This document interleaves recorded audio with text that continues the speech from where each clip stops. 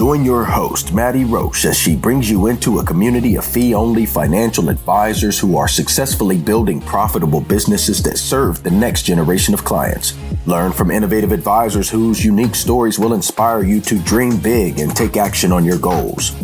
Are you ready to live your best life and help your clients live theirs? Then you're in the right place. Hello, and welcome to this episode of XYPN Radio.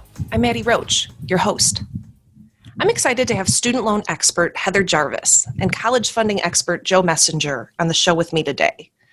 This year, for XYPN Live-ish, XYPN's annual national conference turned virtual, Heather and Joe are offering a combined post-conference for advisors interested in learning about the dynamic and ever-changing landscape of the college planning and student loan world.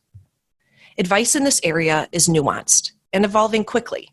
And as Joe and Heather remind us, now more than ever, advisors will find that students and parents are making decisions about these topics unprepared and uneducated because of the lack of clear and concise information available to the general public.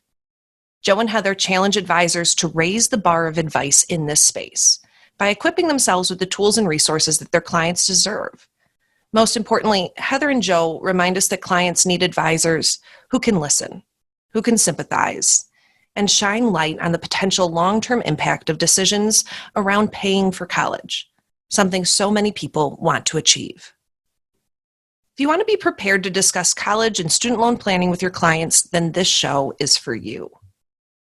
Avocado toast, selfies, a mountain of student loan debt. Gen Y is anything but traditional, and with over 75 million people, it's a population you don't want to ignore. Learn more about how to serve this unique population in our guide called Attract and Profitably Serve Millennial Clients in Your RIA. Discover 3 key ways to tap into the millennial market and 6 things that they want from their financial advisor. Visit xyplanningnetwork.com/millennials for your free copy. You can find any of the resources we mentioned during this episode at xyplanningnetwork.com/275. Also, be sure to go to xyplanningnetwork.com/VIP to join our private group just for XYPN radio listeners. It's a community of advisors we've all been looking for that's there to provide support when we need it the most. Best of all, it's free. I encourage you to check it out. Again, that's xyplanningnetwork.com/VIP. Without further ado, here's my interview with Heather and Joe. Hello, Joe and Heather. Welcome to XYPN Radio. Thanks, Maddie. Happy to be here. Hi, Joe. Hello, Heather. Hello, Maddie. Glad to be here as well. So glad to have both of you on today's podcast. We're going to be talking about the fabulous post-con that Heather and Joe are going to host at XYPN Live-ish this year. Typically, these two do separate post-cons, and this year, which we'll find out why, they've decided to team up and do a wonderful post-con for attendees and anyone interested in learning more about the college planning space and the student loan space. But let's get down to business. Heather, you've been on the podcast before. Joe, so have you. Our listeners can go back and hear the full stories of your professional careers and things like that. But for our listeners, why don't you just give them a high-level overview, Heather, of what you expect this post-con to be like? Absolutely. This is going to be a fantastic post-con from start to finish on college, financial planning, and student loan management and repayment and forgiveness. So we've got you covered from A to Z. And it's just going to be a terrific overview of really the whole niche of paying for college. Mm-hmm. Wonderful. Joe, what can advisors expect in terms of how does this compare to the content you and Heather have done previously? I think it's a great convergence because when we have done our conferences literally in the room next to one another, at the breaks, we've even joined for lunch, but people come out and say, oh man, I really want to do yours. And she heard the same thing. So we thought, man, what a great way to have a full day where it's going to allow people to learn a lot about both sides, but you're not going to learn everything in 2.5 hours. But, you know, as we've talked about it, our goal is you are going to walk away. Honestly, you're probably going to know more than 99% of advisors on both ends just from what we talk about because this is a very underinformed. But I think what we want to do is help you walk away and say, this is an area I would love to, focus on as a niche and maybe that's student loans, and maybe that's what we're doing with our college funding, but give you a taste of both, because I heard it said to somebody earlier this week that I was doing just kind of a demo of our software and talking about the training we do, and they said, look, you guys are saving the world. And that really struck home with me, because I was like, man, that's like, he's like, no, you got to listen, like you're affecting multiple generations.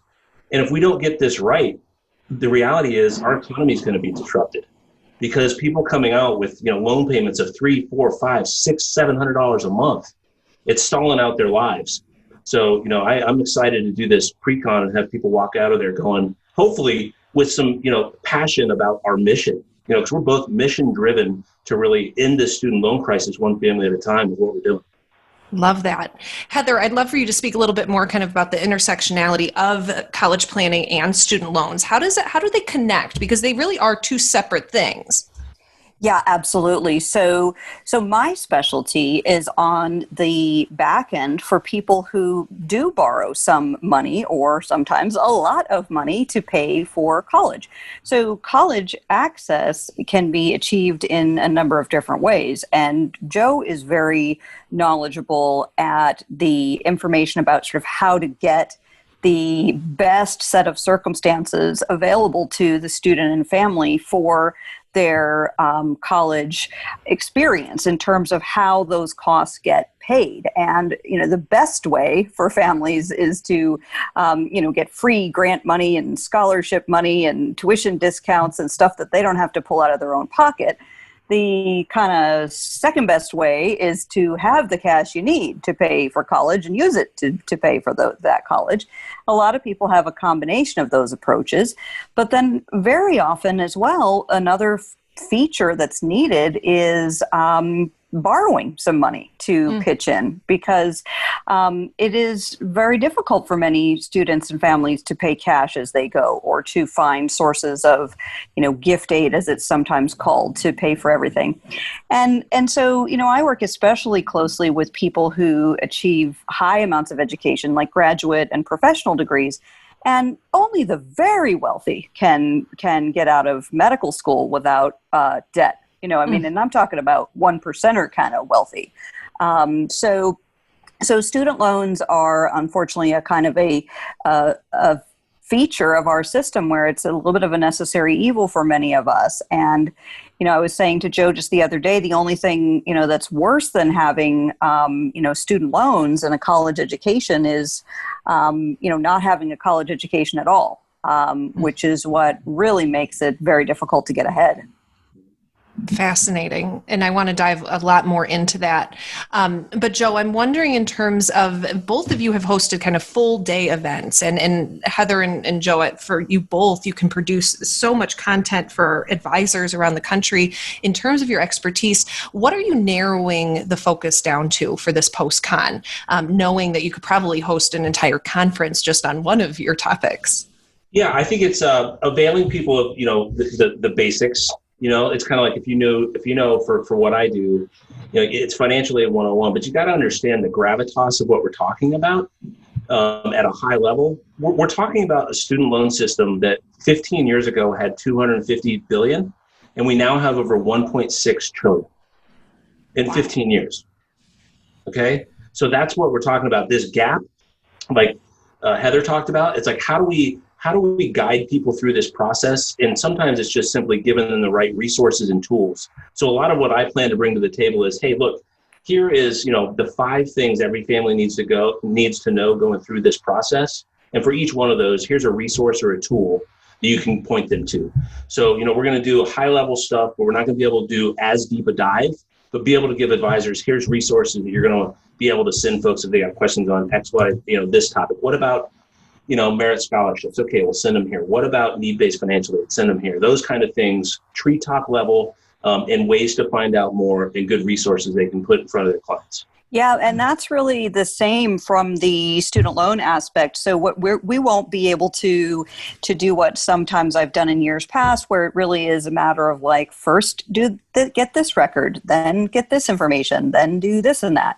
And the high level overview is what will be focused on, where advisors will be able to take away from me, what are the 5 things every advisor needs to know about student loans so that you can speak with confidence and prepare to answer, the entry level client questions just with, some level of authority. But then also, what do you do when you are considering taking a case or working with a student or family with student loans? Do you want to pursue additional research and support and work with an expert? Do you want to build that out as like your niche, or do you want to have one person in your firm focus on the substance so that the firm can do a sort of a joint approach? Or would you really rather just say, gosh, this stuff is more complicated than I am interested in, I'd rather focus on these other areas and refer these cases out? We want people to have a really clear sense of what it involves and what it can represent in your practice if you choose to pursue additional professional education. And it will enable you to really make an informed decision about, do you like this stuff? Do you want to do it? Do you feel like it'll be rewarding? And then you can make your choice from there. Yeah, I think that's a really important thing to think about as an advisor. There's a lot of different focus areas that you can dive deeper into, and to become and live up to that fiduciary standard is what of those many different facets of planning do you really want to focus on? And Joe, it's my understanding student loans and college planning, neither are mentioned in the CFP curriculum. Is that correct? Yeah, it's kind of laughable, actually. There's about 1.8 pages on financial aid. Oh. And I teach an 11-hour course on it. So, you can understand there's a little bit of a gap there. I mean, piggyback on what Heather was saying is you don't have to do everything as a certified financial planner, but you need to make sure everything gets done. So let that sink in. You don't have to do everything, but you do need to make sure that everything gets done. A lot of us delegate or outsource our insurance planning, like with some of your partners like LLIS or somebody like that. And the same can be done with college. You need to decide, like Heather was saying, is this something you want to insource or outsource or partner? Just have your solution, because I really feel like the days with what we're doing of saying, like with what we do, well, can you help me with financial aid and planning for that? When advisors say, well, we don't really do that. So to that, I would say we're talking about $100,000 to $350,000 investment in undergraduate education. What other investment of that size are you not knowledgeable on and advising on? Yeah, great question. Heather, I'm interested in how you advocate for advisors to incorporate this into their practice. You mentioned a couple different ways. Is there a way that through your programming you really advise advisors to incorporate it, or is it kind of whatever works best for their company? Yeah, so I don't think it's a one-size-fits-all, but I do think that there are certain basics that every advisor should be aware of. There's a number of, kind of myths about student loans that are easy enough to dispel. And it, one of my goals is to have, every advisor understanding the basics so that we can together, create a more informed, student and family population when it comes to consuming higher education and paying for higher education. But then I also, there are advisors who will be very fulfilled and can make a good living focusing on exclusively student loans, or even more particularly a certain niche within that, like public service loan forgiveness for doctors or whatever, so there are opportunities to become very immersed, and I think they're very rewarding. Of course, I'm a student loan geek and I love this stuff, and I don't think it's for everyone. So I certainly recognize that there are people whose practices are already focused in some various different directions. And so I think that one really good choice is to have an advisor on staff that is kind of the go-to person who is knowledgeable enough. Because, my thought is that you can triage some of these cases with some level of knowledge, and you can decide the ones that you can handle and say, okay, this one we've got what we need in-house to do a good job for our clients on. but that you can also, with a little training, identify those that you don't want to touch with a 10-foot pole, and then refer those out to somebody who does want to do those cases. And I do more and more of this there because the student loan problem is becoming so widespread. That if you're a firm that represents, a client of wealth and that person, says, hey, I want you, my financial advisor, to do this student loan matter for my grandson, and you don't want to lose that client, but you also don't want to do the student loan case, then you can bring in somebody like me who can kind of, subcontract within the context of your firm, which I think that appeals, more to the larger firms. And, I think that all of those choices are valid for advisors. Yeah, awesome. And Joe, you've talked a lot about college planning being a niche in and of itself. And in fact, you coach on that. Can you talk a little bit about how advisors could shape a practice around this? Yeah, I think it's been shown in the studies from XYPN specifically that niche marketing and the growth of advisors, if you think of it in terms of your practice, it's what we say is we do financial planning for college-bound families. We're not college planners. We take a comprehensive approach, but the reality is for 73% of parents with kids that are school age, their number one financial concern is how to pay for college. So giving them a risk assessment and talking about their alpha and the beta and the Sharpe on their portfolio, they don't care about anything about how the heck am I going to pay for this for my 2-3 kids. So when we talk about developing a niche, we say college is just a great way to get eyeballs and to stand out from the crowd, because most firms have really ran away from this because of the lack of training, because of the lack of the ability to regulate it and train on it and make money on it. So historically, the way that financial planners had, quote unquote, I'm air quoting here, been college planners was by sheltering money in insurance products. That was a big part of the allure to get into this space. And our approach is more, no, you need to take a fiduciary approach to doing comprehensive planning for college-bound families, helping them understand the trade-offs of, retirement versus college. You can't look at it in a vacuum. So when we look at like building a practice around a niche, one of the values is, if you talk about launching, it's one thing, but as you grow and scale, I give this analogy. Okay. So when we have families come in, we know that they're probably 45 to 50 and they live within 10 miles of my office and they make about $200,000. So the ability for us, it's like Chipotle. We've got 9 ingredients. It just matters which 4, 6, or 7 that person wants in their burrito.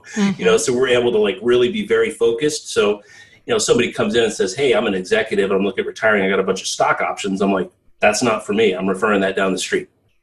So, when you talk about a niche, you have to be okay with turning some people off because you're going to pull the right people in. Awesome.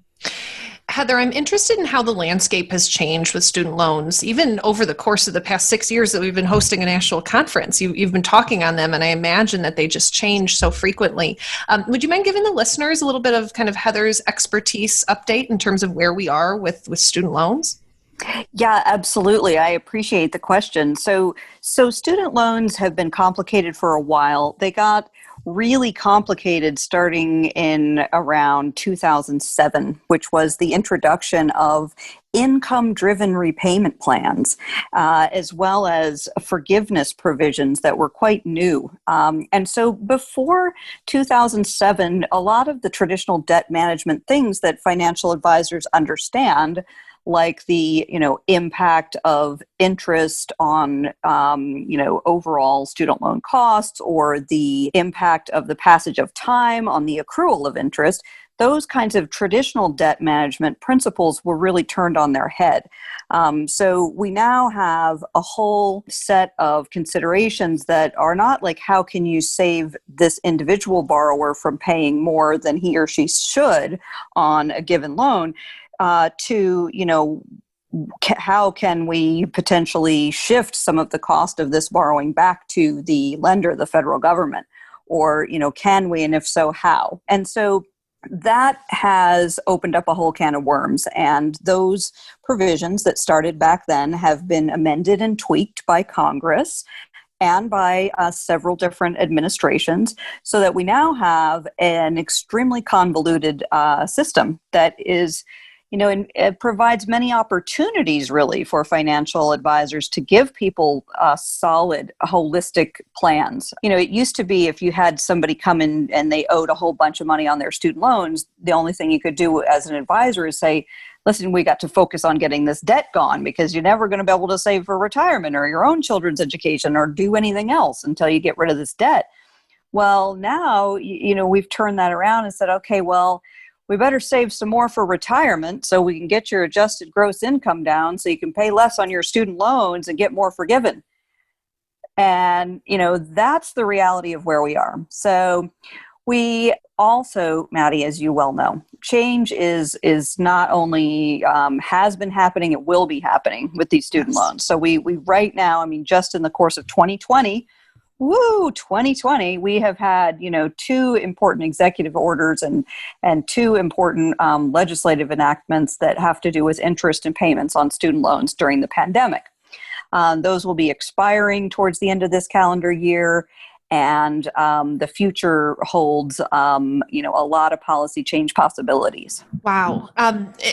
Joe, I'd be interested in what your experience with kind of your field, how it's changed over the past few years. Has college planning changed as immensely as student loans have? I put things in perspective. I graduated college in 2000. And at the time, my all-in cost for Penn State, the Lions, was $10,000. And now it's just over 30 for an in-state student. So it's tripled in the last 20 years. So what we're seeing is we also have schools now for the first time that'll be over $85,000 for 1 year of undergrad. That's crazy. So when we look at it, what we're starting to see is more interest and more awareness from the financial planning community, because there's a couple things happening that they're going, this is affecting not just Gen X and millennials. Over 20% of the money that's out on loan are people over the age of 50. That's something that's shifted in the last 10 years. So we talk about, Heather mentioned that 2007. Well, what happened there was they did a couple things. They allowed you to stretch your payment for 25 years, which tripled the amount of interest the United States government collects. They uncapped what you can take in the form of graduate plus loans. So, hey, if you want to come back to school and get retooled, come on in. We got all the loans for you. So what the United States government did in the backdrop, in the meantime, it now makes up 45% of the United States assets is student loans and their ability to collect money on the backs of American borrowers. That is the shady underside and the underbelly of what's happened. And some would say that the United States is now reliant on this college system and this student loan because they are 90% of the loans that are out there, and business is good for them, right? So colleges get more expensive, more loans are needed. But as a financial planning community, what we say is we've got to band together here. We've got to raise the bar on advice. And what we say, my idea of college pre-approval, think about what if every family had to be pre-approved for college? They had to show how they're going to pay for all 4 years down to the penny, including the loans and the payment. Oh, sorry, if you're going to go be a teacher, you can't have $80,000 in debt because that's going to result in a $900 a month payment. You can't do that. You're out. You're not pre-approved for college. You got to find a more affordable solution. So we're starting to see the industry.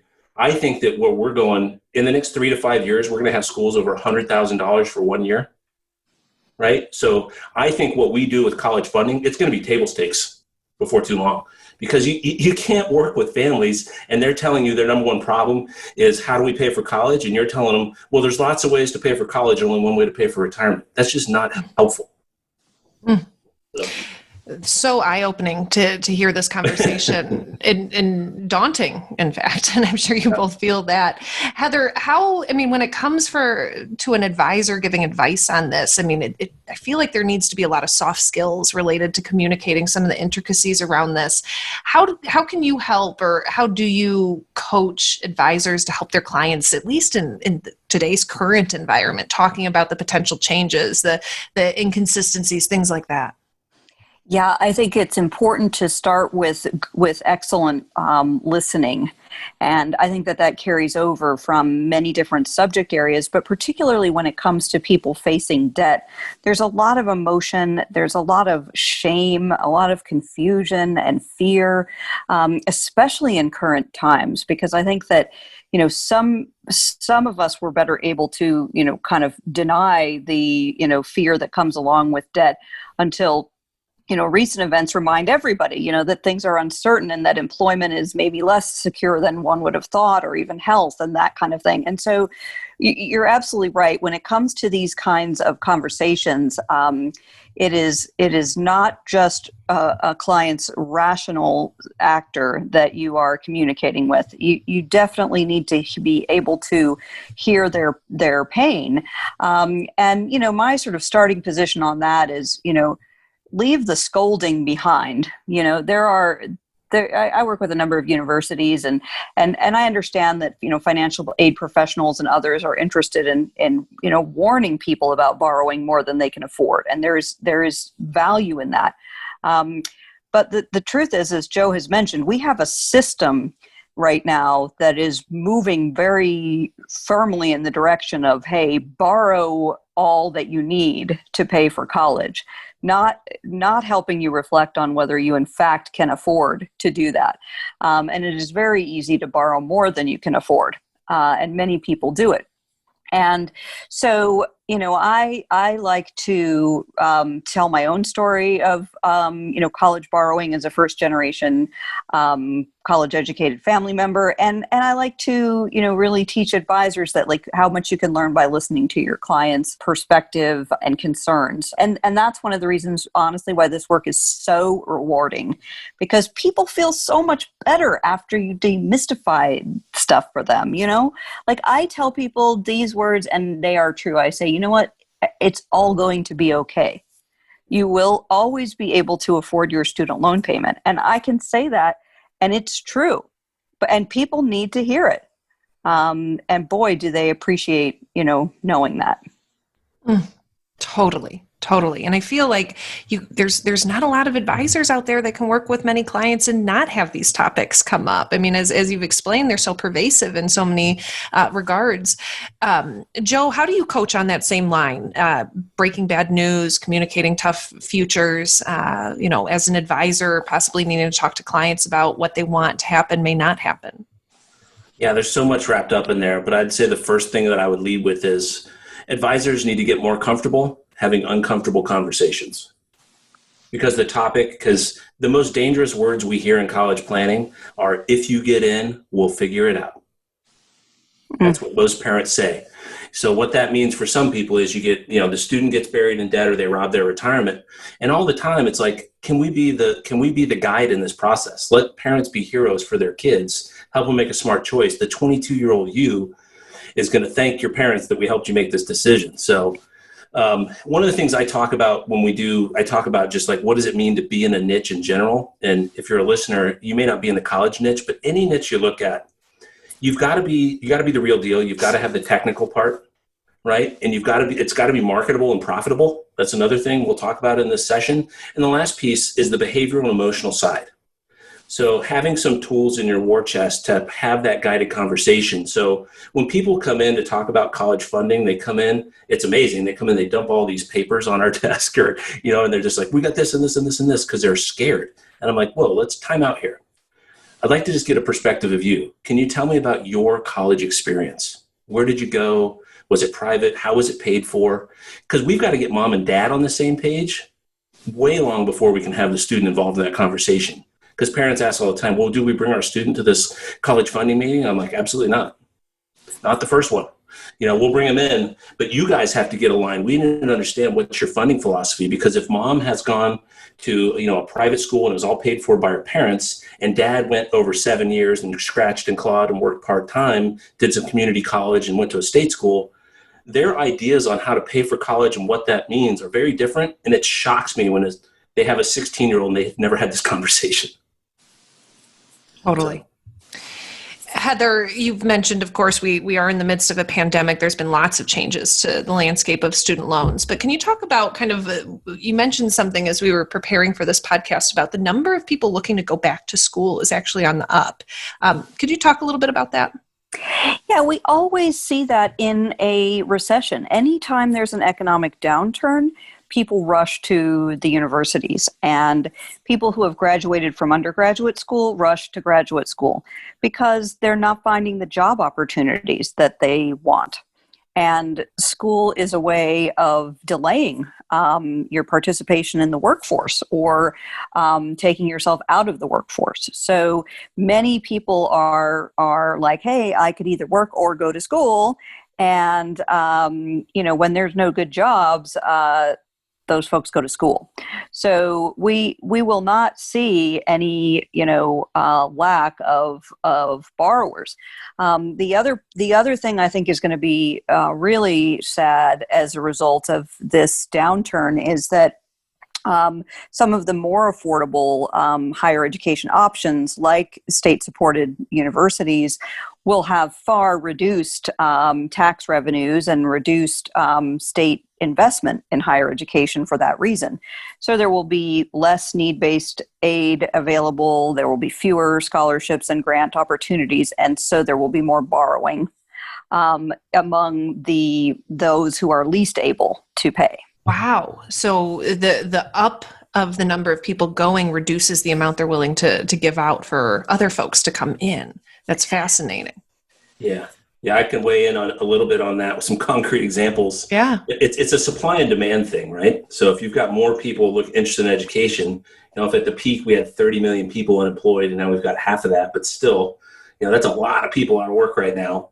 Supply and demand the curve is changing. So people always say, well, how do college costs continue to go up? I'm like, well, because we're telling every kid they have to go to college. 7 out of 10 do. Now, when people are going back to retool, that means either finishing a bachelor's or going on to a master's program. And schools' budgets are going to get stretched, as Heather said. And we've seen this already in real time. We saw, I won't mention the college name, but it's an elite private university. This organization stripped away a $15,000 merit scholarship from a student that is enrolled there for their junior year. They just took it out of their package because they said, you're not living on campus, so we're going to take away this merit scholarship. I said, that is downright almost criminal. Just because they're not paying you for their dorm doesn't mean they don't have to live. So colleges are stretched, and one of the things you'll begin to see more and more of as we come out of this is the financial health of colleges. There's about 400 teetering on the brink, and we will see consolidation, and the financial health of a college or university is going to be part of the decision as we enter into next year. So, because a lot of them, what we look at for that is, what's the endowment per student? Because that's how generous they can be. And if all the state and the federal money is getting shrunk, well, guess what? The endowment monies, those are going to be stretched thin too. Guess what that means? We're going to have to pay more, and that's going to be more student loans. Who wins there? It's the government and it's Wall Street. Systemic. Yep. Have you seen anything change as schools are going remote? Are schools saying that they're going to reduce their costs or anything now that folks aren't on campus? They're just taking their scholarships. No, I'm just kidding. That's not across the board. But, that was one example. So some schools have come out and said, we're going to reduce our price of tuition by 10 and some is even as high as 20% for their tuition. And these are the high-end schools that can afford to do it, quite frankly. MIT and Harvard type schools where, quite honestly, they could pay for every student for the next 500 years and never run out of money. So they're like, hey, here's a gift. You're going to pay 20% less of our sticker price. But, it comes down to how are schools approaching this? Every school has different resources and they're very different. But if I look at it at a really high level, this is a $500 billion a year industry. So we're making $500 billion worth of buying decisions as consumers. We just need to be more informed consumers because colleges are going to do what they do. They're going to have the resources they have. You need to give yourself options and stack the chips in your favor to get a better outcome. So that's what we advocate for is you need some guide rails. And sometimes that means professional guidance because it's an intentionally convoluted process and system because of what we just mentioned about how, who's it working for? It's the government and Wall Street. Who's it not working for? It's the consumer because we don't have the right information to help make informed decisions about what that finish line looks like. What is the outcome? That's what we need to focus on. Not just go to college, but get through college. 4-year graduation rates, people are shocked, are less than 40% across the country. Wow. Less than 60% graduate in 6 years. Oh, I had no idea. Yeah. So welcome to the new reality of college. Not only are you, nobody plans for a 5th and 6th year, but that's the reality for most students. So, when I talk about outcomes, it's like get in and get done in 4 years and do it at a place where you're going to graduate with manageable debt. We've got to get more focused on the outcomes for our young adults because it'll cripple the economy. Heather, anything on that? Yeah, I mean, I think I think Joe's comments show us how it's really a large and interrelated system. And, the clients of financial advisors, the families, the students are absolutely not in a position to weigh all of these complex and interrelated economic considerations. And so having, someone like Joe who can really describe the actual decision that is available to the individuals in a way that says, here, this is where you need to focus, is on, managing your costs, which is part of the thing of graduating in 4 years. I mean, it costs a whole lot less to get done in 4 years than it does to get done in 5 or 6. And it's student loans are manageable if you have a credential that enables you to get a job that where you can make more money. But if you go and borrow and don't complete your education, then you've got the worst of both worlds, debt and no credential, which can be very bad. So I also think I'm feeling hopeful. I think that there is a lot of attention recently that this is the idea of college affordability has become a problem for the middle class now. Poor kids have known that this was an issue for, a lot longer. But nowadays, people who have power and influence are also being harmed by these systems. And so I think that there's increased awareness, which will cause increased, conversation about what kind of policy changes do we need. And I agree with Joe. Consumer empowerment and information is a large part of it, and also some, systemic change in order to really provide more affordable options for people. Yeah, I'd love to weigh in if I can. And that's just in this time that we're in. There's a lot of talk about diversity, inclusion, and equity. And what we know is that the African-American community and the Hispanic and Latino communities, the estimates are 35 to 40% more loans are taken by those communities.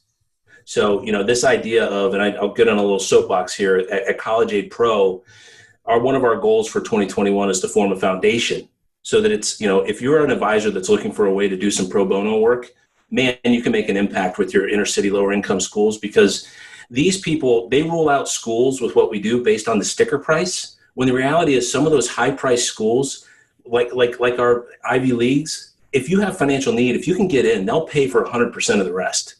So schools are getting missed. So one of our goals is to gift our software and train more people in our lower income, because a lot of times it's as simple as you got to fill out the forms and make sure that you get the most financial aid. So, it's an opportunity not just for helping, our mass affluent that we serve, but also to give back to your community. So I hope that with student loan repayment and what we do with college funding, just think of it in terms of the impact you can make on your overall community. Particularly those lower income students, they're brilliant students, but they're just looking at community college when the reality is we've sent kids to UPenn for less than they would have went to Ohio State, Hero State School. I mean, let that sink in. And it's all because we encourage them to apply. So these are impactful things you can do at a higher level than just, helping your practice. But it'll lead to great practice building if you do it the right way. Great. Well said. Heather, you mentioned just in the past year, there were 4 different things, whether it be executive orders or otherwise, that changed this landscape. And I'm wondering, from an advisor's perspective, how do you communicate to your clients that this is a changing landscape and it may affect your financial plan every time we meet? And is that true? Yes. So I think that advisors should plan to counsel every client that any plan you come up with for college funding, for student loan repayment is ought to be reviewed periodically to see if it needs, tweaking or adjustment. And many of the sort of plans that I formulate and teach advisors to formulate have to necessarily depend on your expectations about the future. So your assumptions, for example, about future income. And those are always subject to change. And maybe you're dead on right, but most of the time you're not quite right, and you get more information as time passes. So I think that, you were talking about this being a niche that can help you sort of build a certain clientele. It also is, I think, a very effective area to be knowledgeable in terms of retaining clients, because it is an area where people will need frequent check-ins or tweaks to their plans. And it is an area that is tied very closely to other aspects of a holistic financial plan. You can't make good decisions about your student loans without considering your, tax filing status. And, you can't make good decisions about your student loans without considering, what you're doing about retirement. And so I think it's, the right message to give clients is that, hey, this is all, adjusting over time according to, how life unfolds. And we can always have a plan that works for your circumstances. We just have to continue to adjust as your circumstances change. Yep. Heather, is there a go-to place as a resource for advisors when it comes to keeping up with the changing landscape, or is this still kind of shooting in the dark for what is the final word on most of this stuff? Yeah, there's more than one place that you have to check in, but I would say to start with, studentaid.gov is now the central source of official information about college, financial aid, as well as student loans and student loan repayment at the federal level. And they do have links to, some information about some of the state programs as well. So, I'm not entirely satisfied with the speed with which things are updated, or the accuracy of some of the more nuanced information.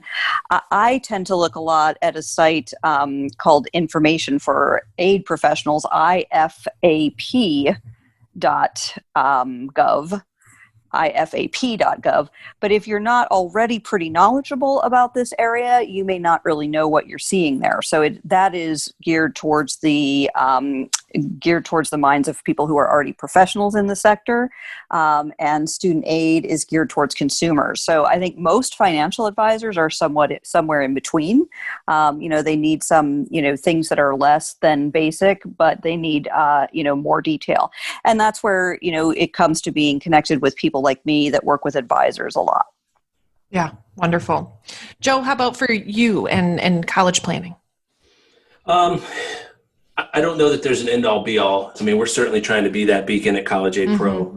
CollegeAidPro.com is like, I consistently put out content once, twice a week, videos, blogs. Yeah.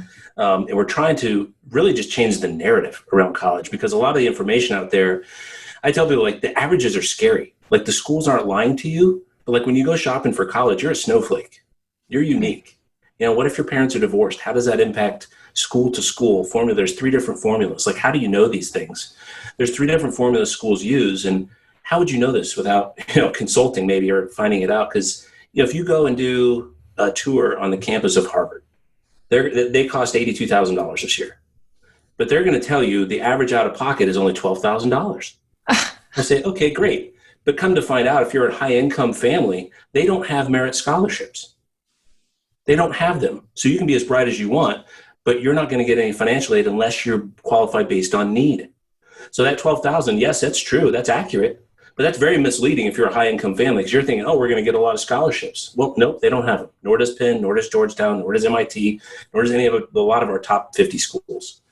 So, I have trouble with pointing people to a direction, because it really is, it's a highly personalized scenario that, you got to understand. There's, how's the academics of your student? What are your family's finances? And then what's this financial aid policy of that institution?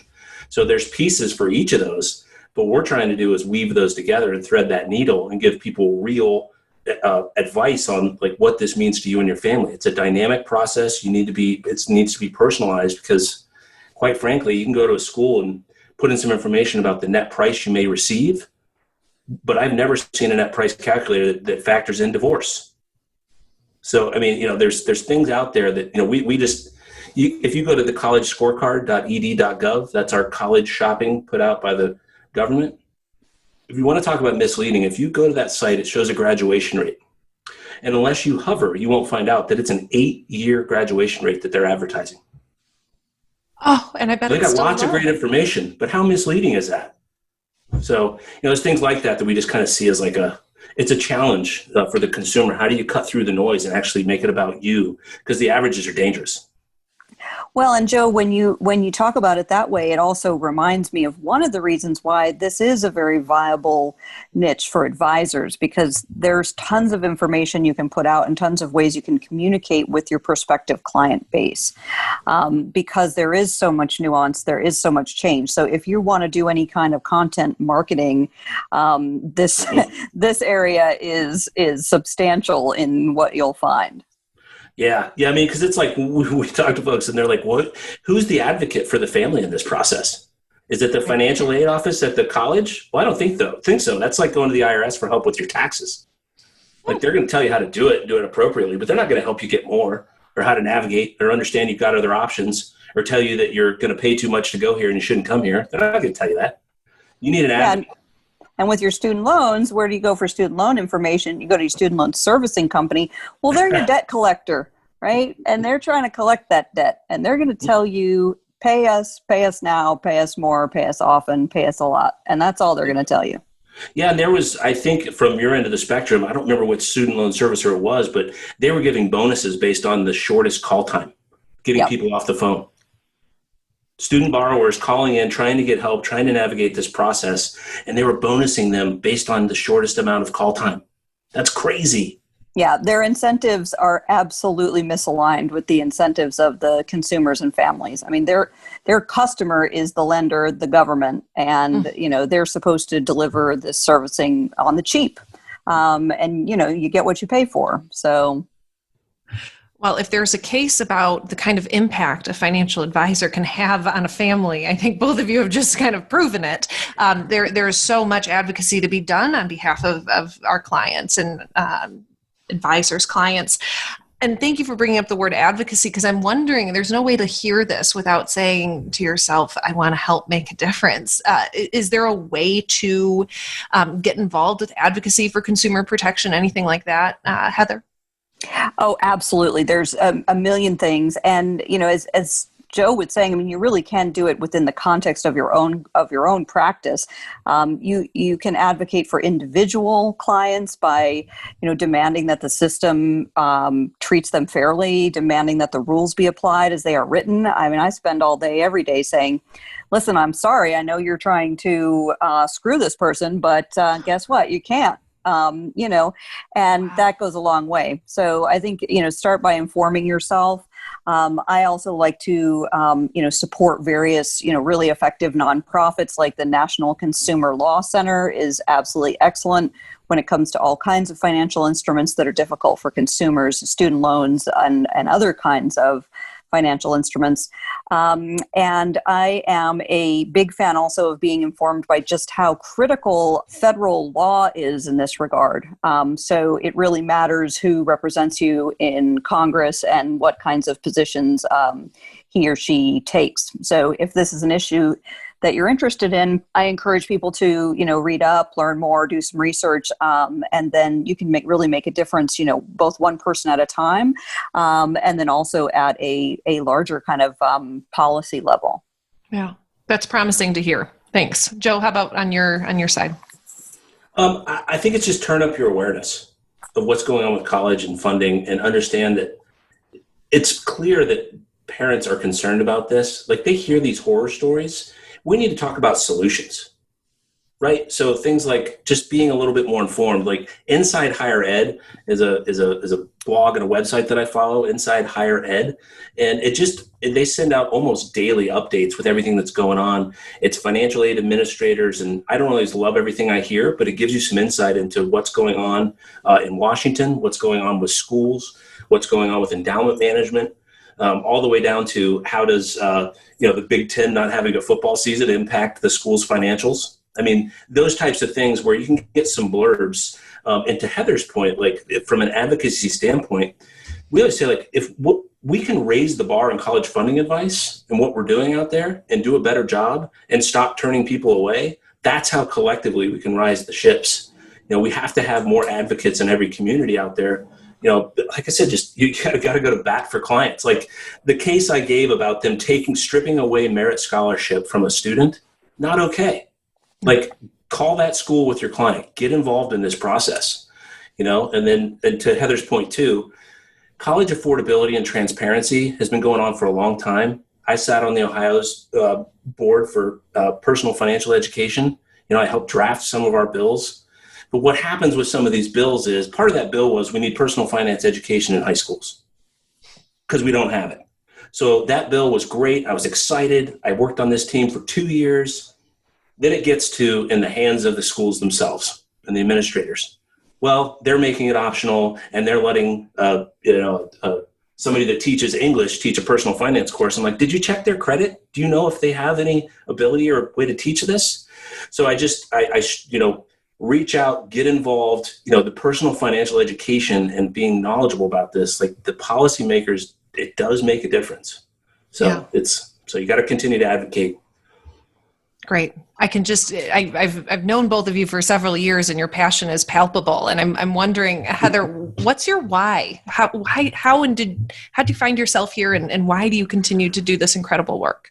Oh, I appreciate that, Betty. I borrowed a shitload of money for my education. I didn't understand anything about money, having grown up without any, but was pretty clever and did okay on standardized tests. So I got admitted to Duke University for law school, and I knew there was something called financial aid, and because I've been getting it, and so I didn't quite understand that what it would mean to borrow $125,000. And 20 years ago, when I graduated, that was pretty precocious. Nowadays everybody owes that coming out of law school, but for me, my passion around it is that I see so many smart, sophisticated, dedicated individuals who want to learn and make a difference, and who are being held back by the cost of their education. And so I have been, privileged to be able to help them both one at a time and also more systematically by teaching advisors and university professionals and others to really help people understand, what does all this mean with these loans and this interest and this principle, and what does it all mean? And I really relish the opportunity to be able to give, high level substantive information that is complicated and convoluted, but in a way that people, regular people, can understand without talking down to them. Because, I am that person. I mean, I think there are so many people that are smart people that somehow manage to never think about money or never learn about it. And I think part of that is just our culture. You come out of, it's not often talked about in families. And as Joe points out, it's not taught in school. And it's the kind of thing that a lot of people learn the hard way. And, I feel like we can help one another by saying, listen, this is something that if we, just take a deep breath and calm our emotions for a minute, we can get our heads around this. Yeah. Great. Well, that's a wonderful why. Joe, how about you? How'd you get into it and why do you stay in it? It's interesting. It's one of those things where you say, if you see something wrong, do something about it. And what my dad always said too is like, you can't just talk about the problems. You need to propose a solution. Like if I came crying about, hey, they stole my ball. He's like, okay, well, what's the solution? So that's kind of what drives me through this whole thing. I started getting into it because I realized nobody had the answers. I asked top producers in the firm I was working at, and they're like, yeah, we don't do that. Don't do that. Don't get into that. Don't go down that rabbit hole. It takes too much time. You can't make any money. And I said, well, but these people I'm talking to, they want help. So then as I started to get into it, nothing makes me happier than advisors that get into this business. You do it because you want to help people. And when you see those light bulbs go off, you can help them diversify their portfolio. But like when you say, look, we're going to help make sure your kids get a great education at a price your family can afford. Right? And those kind of things, those light bulbs go off, and you meet with enough clients and they say, we could not have done this without you. That keeps the gas on the fire. That keeps things going. And then this opportunity, I didn't really even ask for it. I get asked to speak a couple times, get asked to write a couple articles. Here we are 4 or 5 years later, leading this charge of college pre-approval. And, now it's like I feel a responsibility to keep things going and right the wrongs. Because we know now, as I've dug deeper into this, my why has changed into this is a systemic thing. But we as advisors, we're on the front lines. If every advisor can help a dozen families a year through this process, I mean, man, just if you take the 1,000 advisors plus at XY and each of them can help a dozen families, you got thousands of families now impacted across the country, and then they can share that message with their friends. So it needs to be viral. So, we're part of a movement. It's not just a company. It's not just a thing. It's a movement to move the needle. Yeah, I feel that. Preach. I got goosebumps from both of you. And I must say, I really am honored to facilitate this conversation with you and help promote the work, the hard and incredibly important work that both of you do, both with the XYPN member community, but just for our profession in general and for consumers generally. The work that you guys are doing is so important. And I want to thank you on behalf of all of our listeners and our fellow community members that it takes experts and wonderful human beings like you to dedicate your lives to trying to synthesize some of this information to folks and be the advocates that you are. So thank you so much. Heather, I'm wondering as we round out this conversation, I mean, we barely got to an hour and there is so much more to dive into for all of our XYPN Live-ish attendees who are considering going to this post-con. You will be guaranteed a whole lot of information. But Heather, any last words of advice to the folks considering jumping into this post-con? I mean, if you have any interest in this subject at all, you absolutely should join us because we're just, we're good teachers too. I mean, I love hearing Joe talk. He's got a great way of putting things. So not only is he super knowledgeable, but he can explain things in a way that makes sense and that resonates and that you can recall. I love teaching. I think it's super fun and I've done it for a long time and I'm very good at it. So if you want to learn about student loans, I am your girl and we will have a good time for sure.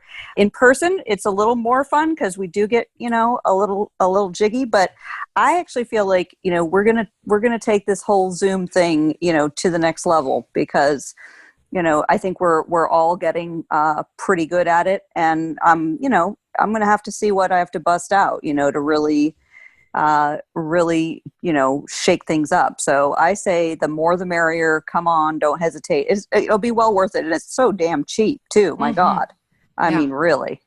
Absolutely. And Heather, this is going to be your 5th or 6th presentation at XYPN Live, isn't it? Yeah, that's right. Because I just love you guys so much. I just like to hang around you, But, I will say, loads of thanks to XYPN because I was welcomed very warmly by the whole profession of financial advisors when I first reached out from my little silo of I'm trained as an attorney. And, it was maybe 7-8 years ago, I started reaching out to financial advisors and people were like, okay, yeah, we do want to know more about this. We do want to start talking about this.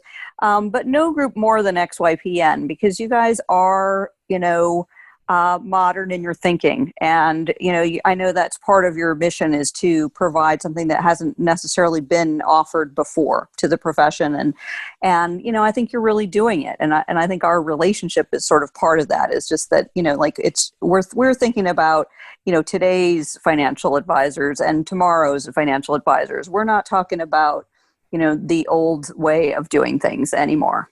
Right. Wonderful. Joe, any last words of advice to folks considering this post-con?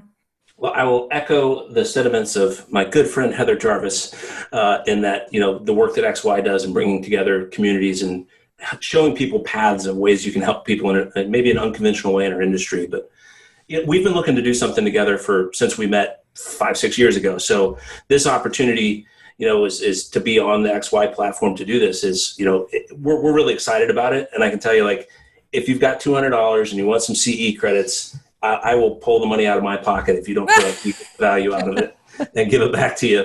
But, we're just excited. Like I said, if you can spend a day with us, you're going to walk away with the great resources and tools to take back to your practice. And I'm going to talk, I'm going to spend a whole section on how do you market this and make it profitable? Right.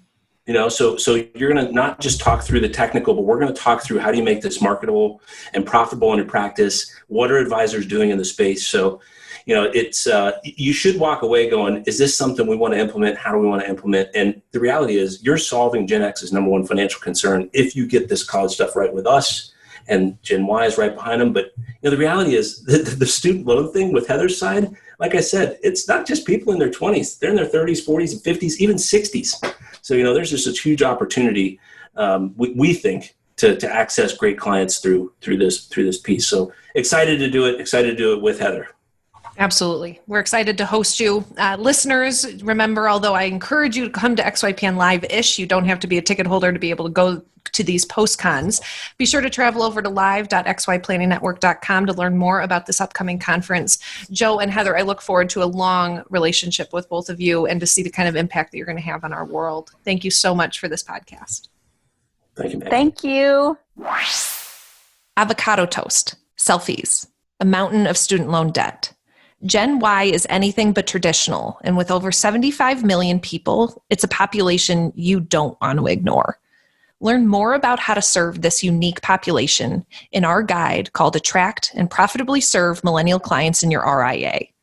Discover 3 key ways to tap into the millennial market and 6 things that they want from their financial advisor. Visit xyplanningnetwork.com/millennials for your free copy. Be sure to join our VIP community at xyplanningnetwork.com/VIP to hang out with other XYPN radio listeners, ask questions for future mailbag episodes, and finally, to find a community of like-minded financial advisors. Thank you so much for joining me today. We'll see you next time. You are not alone and you are not crazy. It's scary starting, building, and growing your own financial planning firm, and that's why we put together a free private community just for you, the Cutting Edge Financial Planner.